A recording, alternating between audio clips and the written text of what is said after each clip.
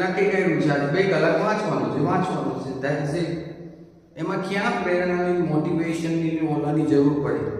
મેં નક્કી કર્યું એક્સરસાઇઝ કરવી છે તો કરવી છે, બસ ધેટ ઇઝ ઇટ.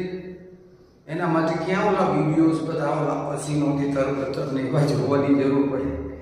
એમાં કંઈ સંદીપ મહેશ્વરીની જરૂર ન પડે, એમાં ક્યાંય ઓશો રજનીશની કોઈની જરૂર ન પડે. જો તમે સિમ્પલ નક્કી કરો અને કરો.